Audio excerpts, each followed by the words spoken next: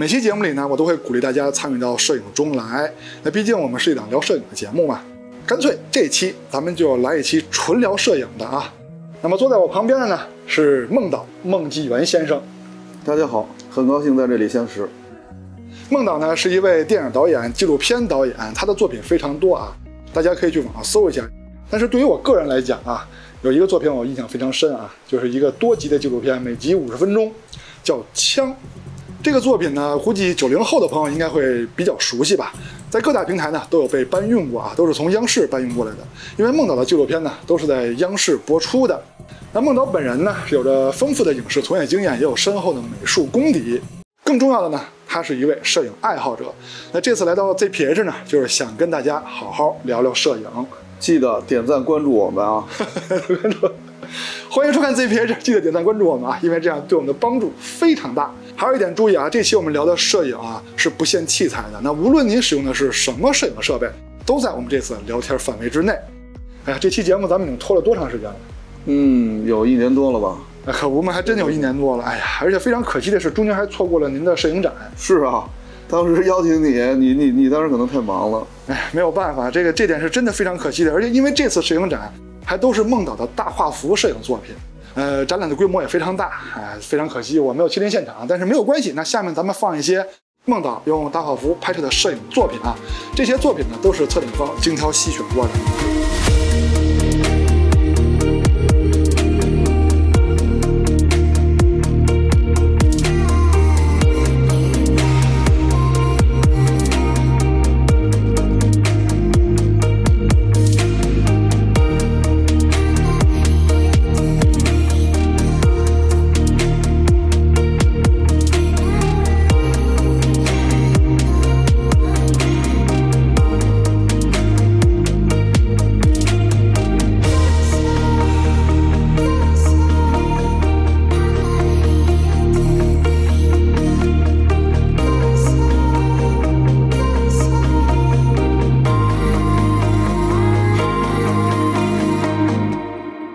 那下面呢，咱们就正式开始聊摄影了啊。结合 ZPH 粉丝的一些问题、一些疑惑啊，展开今天的节目。那么今天第一个环节，对器材的思考。那么现在的摄影设备啊，那真的是非常多呀，什么135胶片啊、120胶片呀、什么卡片数码相机呀、专业的微单呀、无反呀，是吧？还有多了一个手机。那像孟导呢，他的器材是非常全的了。但这些设备您都玩过了，那么您对器材的思考是什么呢？是这样啊，就是我们这期是摄影节目，但是呢，既然大家关心器材，对，咱们可以先聊一聊器材。但是我非常欣赏你说的一句话，就是说摄影不分器材啊，对，但是器材有好坏，是这样吧？我觉得这句话说的特别对。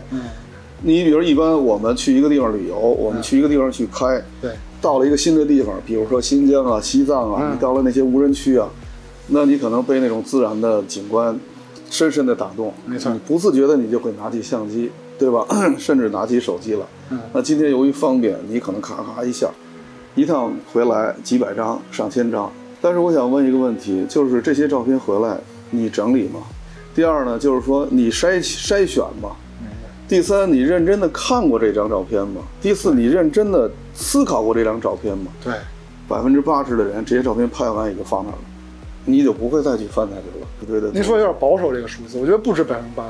你像我们以前的传统摄影也是这样，我前期拍摄，我后期呢，我要把它照片给它洗印出来，对吗？洗印出来呢，我是做放大呢，我还是做印象呢？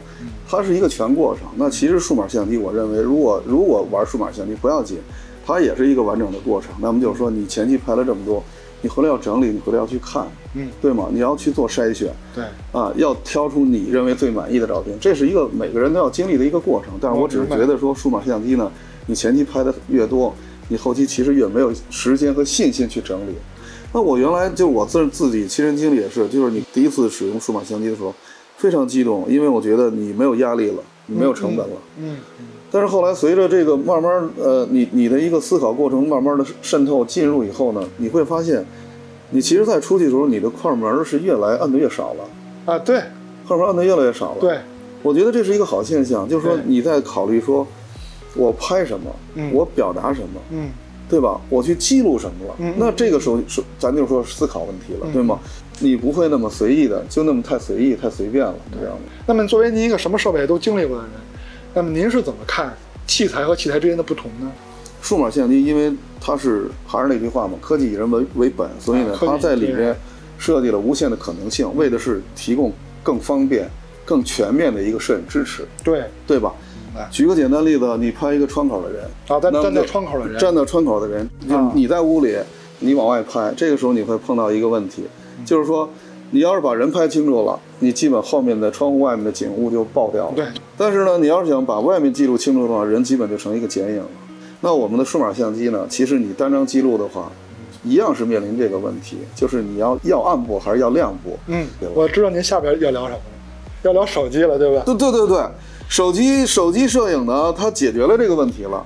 它比相机又方便。对，就是说使用者拿起来不用考虑这些。他拍一张照片的话，它一定是暗部也有，亮部也有啊。对，但是这个变化呢，就是这种方便啊，就是其实摄影人会越来越懒。还是那句话。你拍完每一张，你看嘛，你思考嘛，你想嘛，我觉得你只要有这个过程，你用什么拍都一样。对，但是我不知道各位有没有发现一点，孟导在聊这些器材的时候，从来没有提过像素、解析力、分辨率，这是为什么呢？那咱们进入第二个环节啊，对照片的像素啊、分辨率、解析力的思考，因为现在有一些人啊。评价一张照片的好坏，还不是评论器材的好坏啊，是评论照片的好坏。他居然是以噪点多不多为参考。你觉得这个叫什么清晰度啊？在我这儿，我真的觉得不值一提。因为从开始我还是说，就是我们历史上从有摄影开始到今天，一路走来这么多的大师。他们那些作品，我想随便一张的话都没有今天的这个数码相机甚至手机的解析力强。对，我也这么觉得。因为如果要聊解析力啊，聊分辨率，聊像素啊，这个聊的是器材，跟摄影关系不大。噪点的话是这样，它就是说你数码相机上叫噪点，其实胶片相机颗粒，它就是颗粒嘛，就是银盐颗粒。咱们要说，我随便举个例子，日本摄影大师森山大道这大家喜欢摄影的人都应该听过这个名字。他反而强调这种颗粒，那就是说，包括他在冲洗的时候，他呢通过这个水温的变化，他有意的想把那个银盐颗粒呢给它压榨出来，给它放大出来，反而是一种味道。他要的是这种味道，而且他那种味道的极致，就是说，今年在798他办了一个展览，那个展览，他最后他展览真正的作品全是用丝网印印出来的，丝网印是什么？其实就是网点嘛，对，那网点的疏密。它最终从一张照片获得的话，它就是通过银盐颗粒不断的压榨给它做出来的。对，还有一个问题呢，就是您刚才举例的这森山大道，他拿个小相机，他到处拍，他很多优秀的作品，咱仔细看的话啊，他合没合焦都是问题。对，比如说咱就说从这个焦点这个焦点啊合焦问题来讲的话，你看你比如说罗伯特卡帕大家都知道吧？罗伯特卡帕，对。诺曼底登陆诺曼底登陆，他是亲自背着相机跟着那个登陆的那个先头部队一块往那个沙滩上走的。那你想他当时那种心里的那种惊恐，然后呢那种运动，包括海水的船的那种晃动，那他记录下来的东西都是失焦的。对，都是失焦的。但是呢，可是人们看到那些作品的时候，不会去说对它的焦点产生疑义，而是说被它画面传达的那种临场感所震撼。对，像那些照片放到今天，要解析力没解析力，要焦点没焦点，要锐度没锐度，但它都是顶级的好的摄影作品。所以这个时候又回到摄影本身了，就是你表达什么。因为我觉得那组照片最震撼我的就是那种临场感。你这个清楚不清楚已经不重要了，就像我经常说的一句话，这照片拍实了谁不会啊？对，你把它拍虚了还有内容，我觉得这是高级的。对，但是一说这解析力、清晰度啊，我又想起一个人，就是古斯基，对吧？你说他拍那个蓝银河，拍那超市，那个解析力，它又是多张合成，它要加上数码后期，那个解析力那是相当震撼的，反而不是一般的器材党可以拍出来的。我就是这事儿又回来了，就是又回到刚才那个话题了，就是摄影不分器材，你知道吗？全世界不光古斯基一人玩这个，有很多。那别人也这么拍，古斯基也这么拍，那为什么古斯基的照片大家会认为好？那还是拍摄的照片本身，而并不是解析力。解析力、噪点这些东西呢，你要说不重要，那咱也不能这么说，因为器材好呢，大家拍的都非常开心用着呢也比较舒服。但就摄影作品本身而言，那肯定什么噪点呀、清晰度啊、焦点啊不重要，对不重要。那咱们下一个环节呢，就聊聊取景与画幅的思考。那既然刚才聊到了我要思考拍什么，我怎么拍，那咱们借着这个话题就聊聊各种画幅、各种镜头、各种焦段，您对这些方面的思考吧。我们人类的这些所有的这些艺术活动啊，最主要的是主观先动，一定是主观先动。首先第一，我觉得人类最原始就是我想表达了，对吧？这是第一。第二呢，就是说我怎么表达，这是你的思考了吗？对。那用到摄影本身来讲的话，就是哎呦我操，这儿真棒，我想拍张照片，拍张什么照片？是方的还是长的？对吗？然后你是用广点的，你还是用长焦的？就是现在的数码相机啊，它这个大变焦比镜头变焦非常方便，包括手机这些数码设备。那么很多人拿起来拍摄的时候呢，他第一要想的呀，他先是变焦，哎，拿起相机第一个要思考的是构图和测光，还是第一个要思考的是我如何变焦？我觉得这种思考的前后关系会改变你的拍摄作品的精彩程度的啊。就是其实刚才你说那个现象，我觉得就是说直接的，我觉得他还没考虑好，他想表达什么。首先第一就是说，你为什么要拍这个？一定是他打动你了，那你再进一步思考，他什么打动我？对吗？当你把这些问题想清楚的时候，焦段自然而然就有了。当然，我就说的话，前提是你要对各个焦段的镜头，它大致的取景范围是多少，你心里应该有一个大致的印象，大致的范围。我个人认为，摄影呢，从技术层面来讲的话，就是最大可能的记录信息。那还有一个呢，就是从主观表达来讲的话呢，就是说我这画面里边也应该留存的都是有效信息。明白。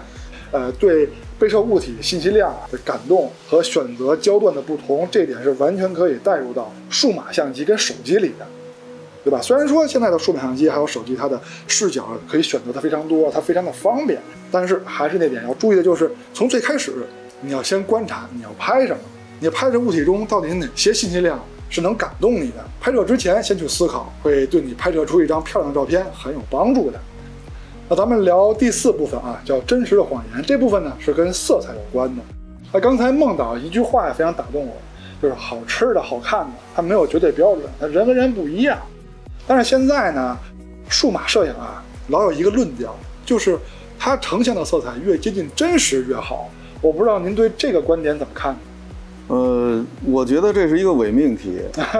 那个也永远没有一个标准答案。咱先说这部分，比如举个例子啊，你今天把你所有找到的数码相机，面对着同一景物，你记录下来，每一张色彩都不一样，所以你只能说是这些数码相机形成的这些彩色的照片，你更喜欢哪个？哎，对，这个东西就是有个性的了。是，这里可以分2部分说啊，一部分是什么呢？就是记录。那很多人觉得，我追求色彩真实是为了记录啊，我拍个东西跟真实环境一样，他可能从这个角度出发。但是有一点，我不知道你考虑没考虑过。自然物体呢，它是反光的，你从显示器上看呢，它是发光的。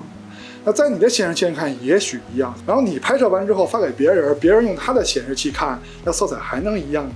那从记录的角度来说啊，这个真实可能就已经打折扣了。但是今天咱们聊的是摄影啊，那咱们还是从摄影的角度去说这个色彩真实，咱们是怎么理解的？我的理解呢，或者说归结为一句话，就叫真实的谎言。什么叫真实的谎言呢？自然都是真实的，对吗？说我们今天3个人，我们2个人去到北海公园，面对白塔拍，那我想我们俩拍出来的东西绝对是不一样的。那肯定了，对吧？为什么不一样？可能跟你的心情有关系，跟你个人的好恶有关系，对吧？跟你自己对于构图的认知、焦段的认知都有关系，它完全是一个感性的、一个个性化的。对，而且还有一点呢，咱就说从胶片摄影时代开始啊，你用不同家的胶片，你拍出来的色彩肯定不一样。对啊，这是风格呀。又回到这一环节的命题，这叫真实的谎言是什么呢？它是基于真实，是基于真实，但是它在真实上，它加了它的个性化处理了，每一个人的个性化处理在里面了。所以你今天拿到的这些东西，你说了，说我这个更接近于真实，我觉得那这种东西，我觉得你就是见得少。对，所谓的谎言是这样，所谓的谎言就是你基于现实，但是你加入你主观的表达了，它其实已经不是原来的那个真实的自然了，对吗？应该从这个层面上了解这种真实的谎言。亚当斯大家知道吧？玩摄影的人都知道亚当斯吧？他要活在今天，他也得用 PS。我告诉你，对，没错，对吧？这个逃不了，因为这是一种表达，这个是摄影师的自己拍摄作品的一种2次创作。其实它可以算是就是在1次创作范围之内。没错，摄影是一个不断积累的过程，你只要动手，你就会有收获。没错。所以，拿起你手中的摄影器材，我不管是胶片的、数码的还是手机。走到大自然当中去，举起你的相机，按下快门，这个最重要。没错，这是最重要的。那么今天的节目呢，咱们就到一段落了。其实呢，孟导啊有好多的摄影器材，我告诉你啊，大胶片、小胶片、各种胶片，哎，胶片就不说了，是吧？数码相机那是琳琅满目啊，我告诉你们吧，你们想看吗？如果你们要想看的话，那么记得多为这期节目点赞、转发什么的，这样的话能让更多人看到。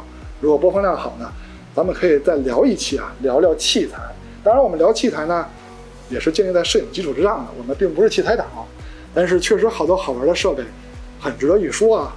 那么咱们下期节目再见吧。啊，那这期节目就到这了，再见，拜拜。